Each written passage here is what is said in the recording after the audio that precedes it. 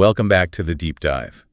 If you need a shortcut to understanding the technological pulse of a nation that is, well, rapidly reshaping its own digital future, you've definitely come to the right place. Absolutely. Today, we're taking a deep dive into the state of India's IT industry as 2025 closes out.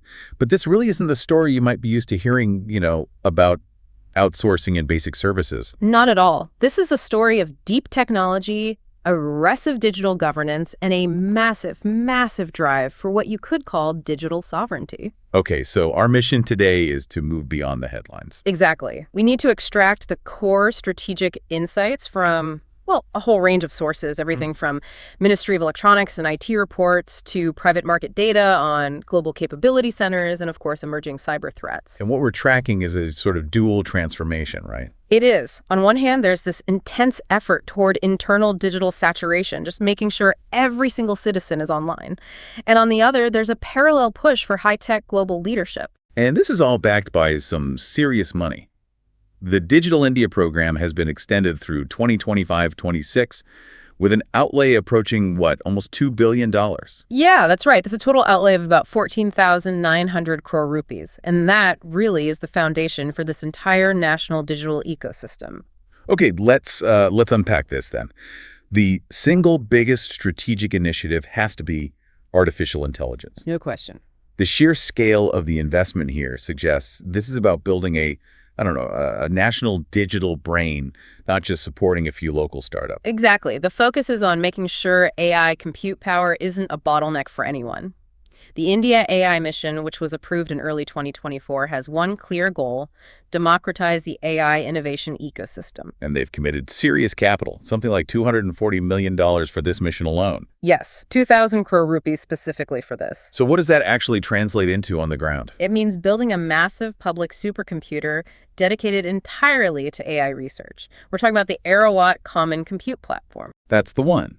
And this infrastructure is going to be available to institutions through the National Knowledge Network, designed to provide 200 petaflops of AI compute. And it's scalable up to an enormous 790 AI petaflops. Wow. And that kind of horsepower is where the real economic leverage comes from. We're already seeing figures that suggest generative AI is transforming productivity in core economic sectors. Okay, like what? Well, look at banking. The potential productivity gain in operations, sales, and customer service is estimated at 40 to 42%.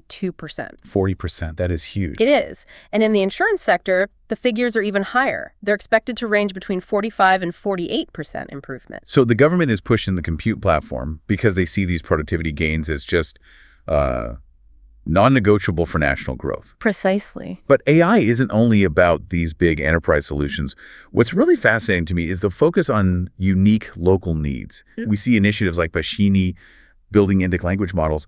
Why is that specific focus so crucial? Oh, it's the key to achieving true digital saturation. I mean, if you want 1 billion people to access digital services, they have to be available in their own regional language. Right. Bashini uses AI to expand internet access and digital service utility far beyond just the English-speaking user base. It ensures inclusion is baked right into the infrastructure. Okay, let's shift gears a bit. Beyond AI into something equally strategic: quantum technology. The sources detail MAQN India's first quantum key distribution testbed. For those of us still using regular fiber, what's the simple explanation here? What problem does it solve? Think of it like this. Regular encryption keys are protected by mathematical difficulty. They're theoretically breakable by a powerful enough computer. Okay. QKD, or quantum key distribution, uses the fundamental laws of physics to generate and distribute an unhackable key. If anyone tries to intercept it, the laws of physics guarantee that the attempt will be detected. So it's not just strong security, it's guaranteed security against future threats, like a quantum computer that could break today's encryption. Precisely. And Acuon is currently operating with a 5-node topology, establishing that testbed. But the ambition is bigger. The next phase is focused on long-distance fiber QKD over 2,000 kilometers. Foundational step for securing critical national infrastructure. Absolutely. But that enormous, rapidly expanding digital landscape we just described, well, it requires a strict new rulebook, and that brings us directly to the regulatory fight against escalating cyber risks. Yeah, the sources highlight a pretty significant spike in threats in late 2024. A huge spike. And here's where the pace of change is really clear. The numbers show a fundamental shift in the threat model. We saw an astonishing 974% growth in behavioral-based malware detections over 3 years. It jumped from 5 million in 2021 to nearly 54 million in 2024. This data suggests that traditional signature-based security, the kind that recognizes known virus patterns, is effectively dead. So we're in a post-signature defense era now. Attackers are constantly changing their codes, so you have to detect their behavior. Exactly. And the attacks themselves are getting more insidious. The reports highlight things like the ShadowPad APT backdoor, which uses sophisticated spear phishing and zero-day exploits. We're also seeing attacks focused on leveraging exposed services like RDP and SMB ports to deploy cryptojacking bots. And where are these digital wars being fought hardest? Predictably, it's the tech hubs. We see high detection rates per endpoint in cities like Bengaluru, Hyderabad, and maybe surprisingly, Jaipur. So the pressure on their security infrastructure must be enormous. Yeah. How is governance adapting to keep pace? The regulatory response is multifaceted. They're trying to balance privacy with innovation. The draft digital personal data protection rules for 2025 were introduced for consultation, trying to find that balance. And they're also legislating for the impact of generative AI. That's the deepfake problem, right? Exactly. The proposed amendments require explicit, visible labeling, metadata traceability, and full transparency for all public-facing AI-generated media. The goal being, you have to know if what you're seeing or hearing was created by a machine. And what about liability? If an AI system causes harm, who's responsible? The committee is recommending a graded liability system. The responsibility should be proportional to the function and the level of risk. They're also promoting voluntary compliance mechanisms as a first step, like self-certifications. And to make sure this isn't just words on a page, CERTIN, the National Cybersecurity Response Team, has been incredibly proactive. They certainly have. Throughout 2024, they issued nearly 1,400 security notes alerts, advisories, vulnerability notes, and they conducted CyberShock 3 in mid-2024, an exercise focused on building resilience against ransomware, especially in the finance sector. Let's shift gears entirely. If the last two sections focused on the digital architecture, the cloud, and the rules, this next section is all about the physical hardware. Right, the Make in India drive. It's accelerating, trying to move the country up the value chain from software services to solid infrastructure to silicon. And the metrics confirm a massive commitment here. Domestic production of electronic goods is now growing at a robust 19.78% compound annual growth rate. Wait, a nearly 20% KGR sounds great, but given the scale of India's historical import dependency, how much of that growth is genuinely new, complex manufacturing versus just, increasing local assembly work? That's the crucial friction point. While assembly, like for mobile phones, dominates the sheer volume, the government's focus is clearly on seeding the high-value upstream components. Okay, so how are they doing that? They have a 76,000 crore rupee outlay for the semiconductor and display manufacturing ecosystem. And critically, there's also a smaller, highly focused design-linked incentive scheme, the DLI, designed specifically to support domestic chip design. That DLI scheme is what leads to digital sovereignty, isn't it? If you design your own chips, you control the blueprint. Precisely. And the indigenous R&D payoff is already huge. CDAC successfully completed the design of India's first indigenous 64-bit multi-core RSCV-based processor, the VGA series. Which means they control the core computing logic. Less dependence on foreign IP. Exactly. And they're also investing in foundational materials, which is often the silent bottleneck. They established the gallium nitride ecosystem, enabling Center GCI at ISK Bengaluru. Why is gallium nitride, or GaN, so important? GaN is a disruptive semiconductor material. It lets devices operate at much higher power, temperatures, and frequencies than traditional silicon. So establishing GCI is about creating an end-to-end GaN ecosystem, which is essential for things like 5G, 6G, and defense systems. And this innovation even stretches into building homegrown medical tech, like an indigenous 1.5 Tesla MRI system. Yes, the design and development of that MRI system has progressed to the point of clinical readiness. It's completed trials on human volunteers. It's a strategic move towards self-reliance and high-end medical diagnostics. That's incredible. And the real tangible impact of all this investment, the so what for the average citizen, is the digital public infrastructure, or DPI. It's fundamentally changing the relationship between the citizen and the state. Let's talk about the operational scale of this. As of December 2024, The government's e-Tile portal has recorded over 10,000 crore e-transactions since its launch. But the really startling number is that 93.33 crore e-transactions are being recorded daily. That volume demonstrates a massive digital saturation that is, well, it's difficult to contextualize. I mean, 933 million transactions daily. That's like processing a digital interaction for every single person in the United States, Mexico, and Canada combined.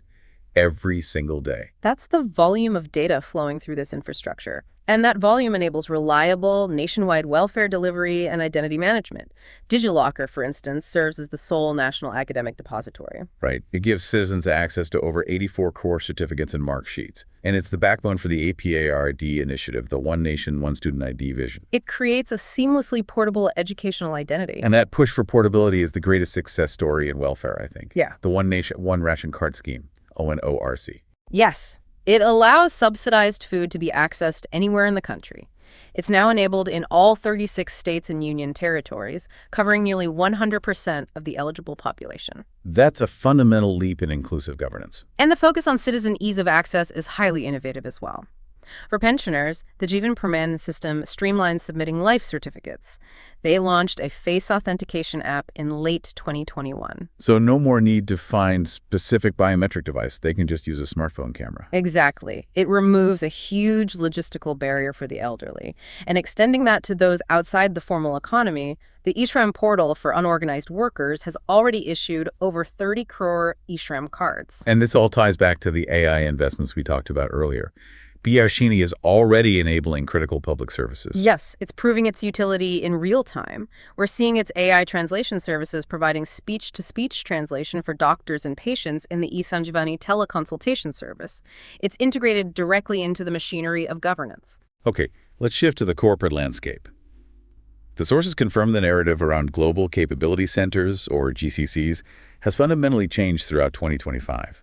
It's no longer about simple cost arbitrage. Right. The industry narrative now firmly places GCCs as centers of innovation, product development, and strategic value. Global firms are emphasizing skills and scale over mere operational cost savings. They're building their global IP inside their India centers. But if the goal is truly high-value innovation, why are state policies, like the one approved by Uttar Pradesh in May 2025, still measured primarily by the sheer number of new centers and job counts? Isn't that an old metric? That's the tension, isn't it? While the industry speaks the language of innovation, state governments are still focused on demonstrable economic inputs. Uttar Pradesh's goal is incredibly ambitious: attract over 1,000 new GCCs and create more than 5 lakh job opportunities. So it's a mix of old growth metrics and new quality targets. Exactly. Tamil Nadu's policy is a bit more targeted, aiming at Forbes Global 2000 firms with a focus on high-value job creation. And despite some global economic volatility, what is the latest financial outlook for the major IT service providers themselves? The market shows resilience. An aggregate analysis of the top 5 listed IT service providers projects a strong fiscal finish, with combined deal wins of $20.3 billion in the fourth quarter of 2025. So core digitization and transformation spending remains robust. It does. And what this all means is that these firms are urgently trying to build investor confidence, specifically around their progress in AI.